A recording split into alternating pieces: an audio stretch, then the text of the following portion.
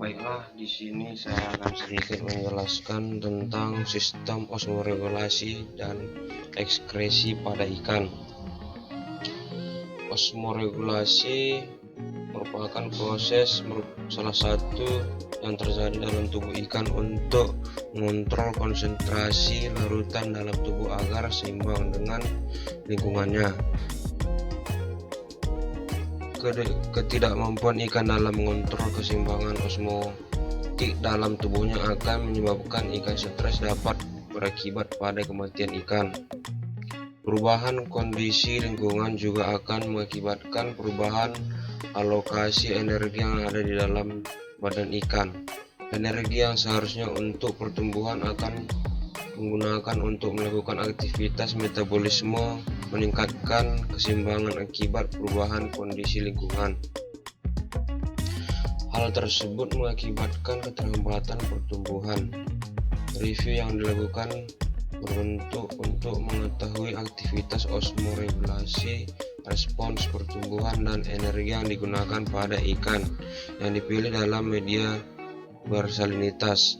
Beberapa hasil penelitian menunjukkan adanya perbedaan tingkat metabolisme dan pertumbuhan pada ikan dipelihara pada kondisi salinitas yang berbeda.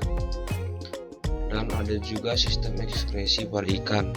Sistem ekskresi ini yang saya jelaskan ini berbentuk air tawar, yaitu ikan air tawar adalah ikan yang hidup di air tawar seperti rawa, kolam, dan danau.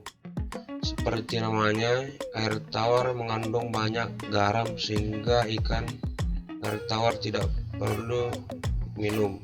Ikan air tawar mendapatkan garam dari makanan. Garam atau ion natrium adalah zat yang diperlukan oleh tubuh. Namun jika banyak air yang masuk, garam dalam tubuh ikan dapat ikut terbawa keluar dan mengakibatkan ikan kekurangan garam, sehingga ginjal ikan yang air tawar dirancang untuk mengeluarkan banyak air dan dapat menahan garam dalam tubuh. Dan ikan air tawar memiliki ginjal yang besar, glomerulus yang besar, dan tubulus yang lebih panjang. Struktur ginjal tersebut memungkinkan ikan air tawar untuk menyaring sehingga membuat garam seminimal mungkin keluar dari tubuh. Dilansir dari Explorers, sistem ginjal pada ikan air tawar menghasilkan urin beberapa amonia yang sangat encer karena mengandung banyak air, sehingga ikan air tawar mengekskresikan urin dalam bentuk jika dibandingkan dengan ikan air laut. Dan ada juga sistem ekskresi pada ikan air laut. Adapun ikan air laut hidup di lingkungan dengan salinitas tinggi atau salinitas garam yang tinggi, disadur dari tingginya garam menyebabkan ikan berisiko kehilangan energi terlarut yang banyak.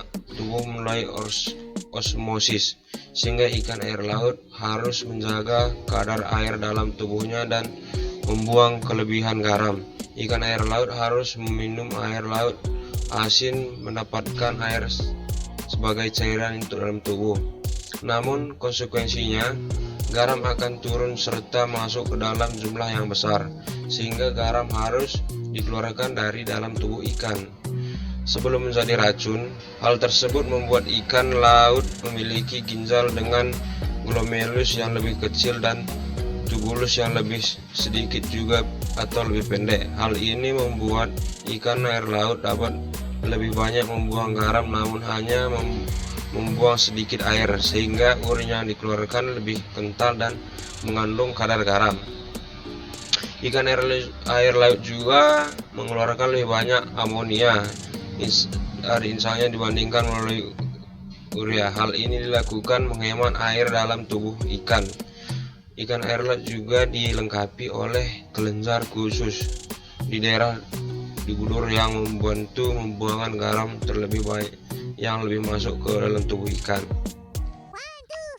Baiklah, saya Guntur Terian, sekian dari saya, terima kasih.